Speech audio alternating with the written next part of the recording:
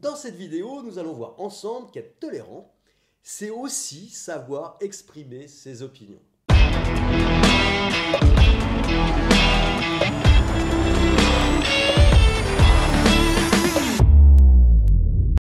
Bonjour chez vous, je m'appelle Christophe Lorette, je suis fondateur de l'Académie Tangram de méditation. C'est une académie qui a pour vocation de former à l'enseignement et à la pratique méditative des origines des coachs de méditation de qualité. Tout d'abord, petit rappel sur la tolérance. Alors c'est quoi être tolérant? Être tolérant, ça signifie que nous sommes ouverts en fait à la différence. C'est-à-dire que nous considérons que ce que nous pensons et exprimons sur un sujet ne reflète pas une vérité, mais plutôt le résultat de notre histoire, de notre ego.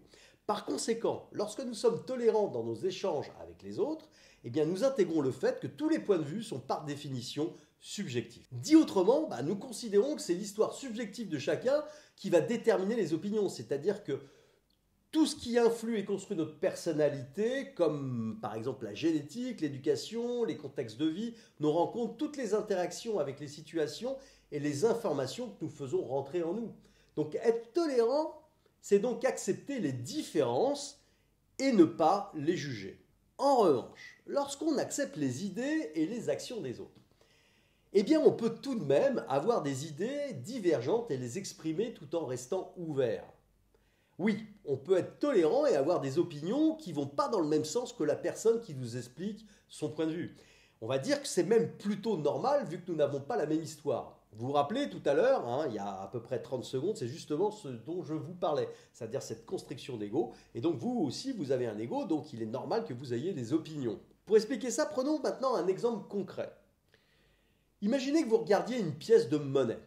Votre interlocuteur est d'un côté de la pièce et voit le côté face. Et vous de l'autre côté, vous voyez le côté pile. Il s'agit pourtant de la même pièce, et pourtant si vous deviez la décrire, vous ne diriez pas du tout la même chose sur son sujet que la personne qui se trouve de l'autre côté. Maintenant, imaginez qu'une troisième personne regarde cette même pièce en même temps que vous, mais que celle-ci n'a accès qu'à sa tranche car il la regarde de profil.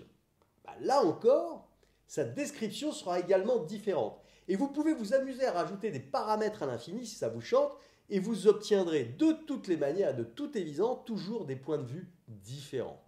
La pièce pourrait être vue par un observateur, par exemple, se trouvant à 10 mètres, ou encore par un conducteur d'une voiture roulant à 50 km/h. Il s'agit de la même pièce, et pourtant chacun, en fonction de son point de vue, aura une opinion totalement différente. Imaginez maintenant qu'à la place de cette pièce de monnaie qui est plutôt basique, vous parliez de politique ou de religion. Vous savez, tous les sujets qui fâchent quand on est avec des personnes en société. En fonction des connaissances et de l'histoire personnelle de chacun, on pourra noter sans aucun doute de nombreuses différences d'opinion. Et dans de nombreux cas, ces désaccords vont aboutir le plus souvent à des disputes, voire des oppositions qui vont être virulentes. Alors pourquoi ? Pour la simple raison que les gens emportés par leur passion vont oublier dans la discussion la subjectivité dont je vous parlais il y a une minute. Ils n'ont plus suffisamment de recul sur leur ego. C'est leur ego qui prend le dessus et qui va les enfermer sur eux-mêmes. Ils pensent donc à cet instant où ils s'emportent, cet instant précis de la discussion, que leur vérité a plus de valeur que celle des autres, où ils pensent par exemple en connaître davantage sur le sujet, l'avoir vécu plus intensément, ou encore avoir des meilleurs arguments que leur interlocuteur qui soudainement est devenu un adversaire.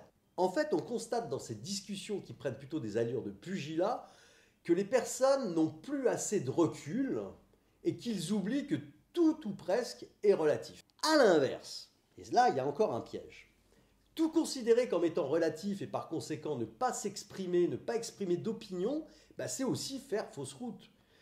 Qu'on le veuille ou non, nous sommes incarnés. Et notre histoire nous amène immanquablement à créer des avis et des actions qui nous font exister. Alors quand on ne s'exprime pas, quand on n'exprime pas ses idées, ou pire encore, quand on pense, sous prétexte d'avoir compris la subjectivité, ne pas s'exprimer, c'est faire clairement et également totalement fausse route. Se dire par exemple que comme c'est subjectif, on peut se dire à quoi bon exprimer sa différence puisque tout le monde a plus ou moins raison ou plus ou moins tort. Agir de la sorte, c'est nier une partie de l'équation et pas la moindre. C'est se nier soi, c'est nier sa propre histoire, nier sa propre expérience qui constitue sa propre incarnation. Nous sommes des êtres vivants. Et tant que nous le sommes, nous créons du karma. Que nous exprimions ou non nos opinions d'ailleurs, on crée du karma. Alors oui, certes, c'est subjectif. Mais c'est ce qui résonne en nous. C'est notre histoire dont il s'agit lorsque nous nous exprimons. C'est un peu de nous que nous livrons dans chacune de nos opinions lorsque nous échangeons.